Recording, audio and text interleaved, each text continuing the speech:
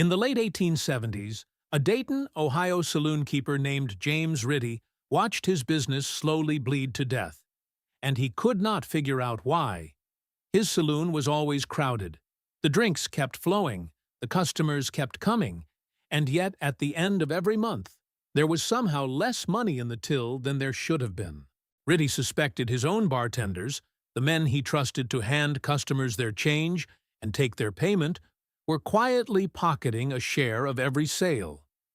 But suspecting it and proving it were two very different things, because in Ritty's saloon, just like in nearly every store, bar, and shop across America at the time, there was no actual record of what had been sold. There was only a cash box, often nothing more elaborate than an old cigar box sitting under the counter, and whatever amount of money happened to be inside it whenever someone finally bothered to look. That, in a single image, is what commerce looked like before the cash register existed, and it is hard to overstate just how much money quietly disappeared into that gap between a sale happening and a sale being recorded. Picture an ordinary general store or saloon in the decades before Ritty's invention. A customer walks up, orders a drink, or hands over an item to purchase, and pays with coins or a banknote. The clerk or bartender takes the money, makes change if needed, and drops whatever is left directly into a drawer, a cigar box, or a simple till with no lock and no accounting mechanism whatsoever. Nothing forces that money to be counted, tracked, or verified against anything. If the same employee pockets a portion of that payment instead of putting it in the box, or simply tells the customer a price higher than what actually gets entered into the owner's books, there is no built-in mechanism to catch it. The owner has no independent record of how many drinks were poured, or how many items were sold that day, only whatever total happens to be sitting in the box at closing time. A number that could be true, or could simply be whatever the employee wanted it to be. This was not some rare or occasional problem. It was, according to multiple historical accounts of the era, treated almost as an unavoidable cost of doing business, a kind of quiet tax that dishonest employees imposed on their employers as a matter of routine. Shopkeepers who suspected theft had remarkably few tools to fight back with. Some resorted to hovering nervously near the register themselves, trying to watch every single transaction personally, which defeated much of the purpose of hiring help in the first place. Others chained strongboxes to the counter in plain view, hoping the visible lock alone might discourage casual pilfering, though determined employees generally found their way around it anyway. Still others simply fired employee after employee on suspicion alone, with no actual proof, churning through staff and poisoning trust throughout their business without ever solving the underlying problem, because the box itself, whatever form it took, was fundamentally incapable of keeping an honest record. James Ritty lived this exact nightmare, and by his own account, it eventually drove him to something close to a breakdown. Worn down by the stress of running a business that never seemed to keep the money it earned, Ritty booked passage on a steamship to Europe in 1878, hoping a change of scenery might restore him. According to the story now enshrined by the National Inventors Hall of Fame, it was on that very ship that inspiration struck him from an unlikely source. Wandering the deck, Ritty became fascinated by a mechanical device built into the vessel that automatically counted the revolutions of the ship's propeller. A simple, tireless mechanism that recorded exactly how many times the propeller turned, with no possibility of a crew member fudging the number. If a machine could count something as continuous and repetitive as propeller rotations without fail, Ritty began to wonder, why couldn't a similar machine count something just as repetitive and just as easy to manipulate by hand? The sale of a drink across his own bar. He returned to Dayton and partnered with his brother John, a skilled mechanic, to try to build exactly that. Their early attempts were rough. After several failed prototypes, The brothers eventually landed on a design operated by pressing a key that corresponded to a specific dollar amount, which then added that amount to a running total displayed on a dial at the top of the machine, tracked separately with two hands, one for dollars and one for cents, much like a clock face. There was no receipt for the customer yet, and in the earliest version, there was not even a proper cash drawer. What the machine did provide for the very first time was an independent, mechanical, tamper-resistant tally of exactly how much money should have passed through the till over the course of a day. At closing time, the owner could compare the total on the dial against the actual cash sitting in the box. If the numbers matched, everything was honest. If they did not, someone had a great deal of explaining to do. Ritty and his brother patented their invention on November 4, 1879, under the almost defiantly blunt name cash register and indicator. Though Ritty himself preferred a far more pointed nickname for it, one that left absolutely no doubt about the machine's real purpose. He called it the incorruptible cashier. The name alone tells you almost everything about the world this machine was born into, a retail environment where the honesty of the person standing behind the counter could simply not be assumed, and where an entire mechanical invention needed to exist purely to compensate for that missing trust. Word of Ritty's machine spread slowly through Dayton and beyond.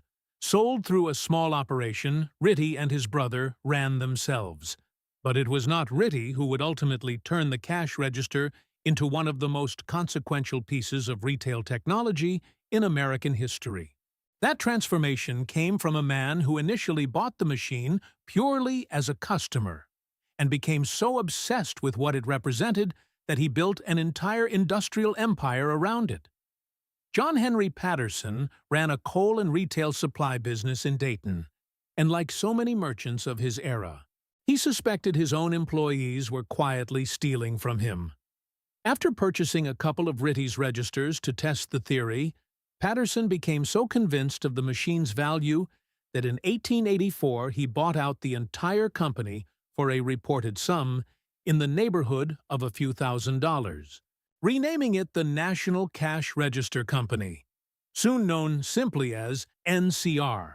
Where Ritty had been a saloon keeper who happened to solve his own specific problem, Patterson turned out to be something closer to a visionary of American commerce itself, and he spent the rest of his life on a singular, almost evangelical mission to put a cash register into every store, saloon, and shop in the country. Under Patterson's direction, the machine itself evolved rapidly into something far more sophisticated than Ritty's original dial-and-drawer contraption.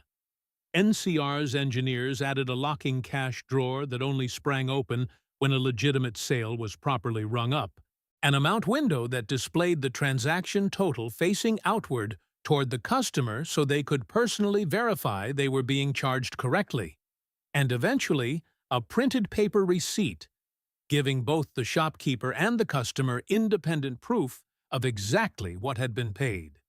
And then there was the bell, a small mechanical chime that rang out loudly every single time the drawer opened for a legitimate transaction, a sound that would come to define the very soundtrack of American retail for the better part of a century. That bell was not merely decorative. It served as a constant public announcement that a sale had just been properly recorded, audible not just to the customer and the clerk, but to the owner, to other employees, and to anyone standing nearby, turning what had once been a private, easily hidden transaction into a small, unmistakable public event. If a customer paid and no bell rang, everyone in earshot now had reason to wonder exactly where that money had gone. Patterson did not simply build a better machine and wait for shopkeepers to come find him. He built, arguably for the first time in American business history, an entire modern sales organization from scratch, complete with a structured training program that taught salesmen a scripted, step-by-step method for approaching potential customers, built around 4 deliberate stages. An opening approach where the salesman avoided mentioning the machine at all and instead offered to help the merchant find ways to increase profit. A proposition where the register was finally introduced and its theft-preventing benefits explained, a live demonstration of the machine in action, and finally, a carefully rehearsed close. Patterson assigned exclusive sales territories, ran company-wide sales contests, and held large conventions to train and motivate his growing army of representatives. He is widely credited by business historians as one of the founding figures of modern American salesmanship itself, someone who essentially invented the professional playbook that traveling salesmen across countless industries would follow for generations afterward. Patterson's tactics were not always gentle. NCR aggressively pursued patent lawsuits against smaller competing cash register makers, and in at least one case famously sued a rival company that had cleverly avoided infringing on NCR's Bell patent by having their machine let out a cuckoo bird sound instead whenever a sale was rung up. NCR fought that case too, and in general, competitor after competitor found itself either bought out, sued into submission, or simply squeezed out of the market entirely by a company determined to dominate the industry it had essentially built from nothing. Whatever one makes of Patterson's methods, the results were staggering. By 1893, less than a decade after Patterson took over Ritty's small operation, National Cash Register had already sold more than 31,000 machines and was reporting over $3 million in annual sales. By 1900, the company had sold over 1 million cash registers across the country, and by 1925, less than 50 years after Ritty's original crude wooden prototype with its clock-like dial, more than 2 million NCR cash registers were ringing away in stores across America, and increasingly around the world. What had started as one desperate saloon-keeper's private battle against his own dishonest bartenders had become, within a single working lifetime, the standard expected fixture of nearly every retail counter in the country. It is worth sitting for a moment with exactly what changed and what it reveals about how casually vulnerable ordinary commerce used to be. Before Ritty's invention, the entire financial integrity of a small business rested almost entirely on the personal honesty of whoever happened to be standing behind the counter that day, with essentially no independent way to verify it. A shopkeeper could hire the friendliest, most trustworthy-seeming employee in town and still have no real way of knowing, at the end of any given week, whether the money in the till actually reflected what had truly been sold. Sales simply evaporated into thin air, undetectable, unrecoverable, and largely unprovable, treated by many merchants as an ordinary and unavoidable cost of running a business rather than the correctable systemic vulnerability it actually was. The cash register did not eliminate dishonesty from human nature, and theft from tills certainly did not vanish the moment Ritty's machine hit the market. But for the first time, a shop owner finally had an independent, mechanical witness standing on the counter alongside every employee, quietly keeping its own separate, tamper-resistant count of exactly how much money should be sitting in that drawer. That loud, cheerful bell ringing out with every legitimate sale was, at its core, the sound of trust finally being engineered into a system that had never actually contained any. It transformed an invisible, unaccountable financial black hole sitting on nearly every counter in America into something that could finally be seen, counted, checked, and trusted. A change so foundational to modern retail that the ring of a cash register bell would go on to become one of the most recognizable sounds of American commerce for the next 100 years, right up until digital point-of-sale systems finally began to replace it, quietly carrying Ritty's original idea forward long after most people had ever heard his name. The next time you hear the beep of a modern checkout scanner, or watch a receipt print itself out in seconds without a second thought, remember that this tiny, unremarkable ritual once did not exist at all, and that an entire generation of shopkeepers spent their careers watching their profits quietly walk out the door in the pockets of employees they had no way to catch.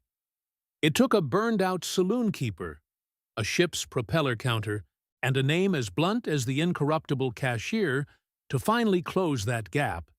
And it took one obsessive Ohio salesman to make sure that machine ended up on nearly every counter in the country. If you want another everyday convenience with a far stranger history hiding behind it than you ever expected, there is another video waiting for you on screen right now. Go click it.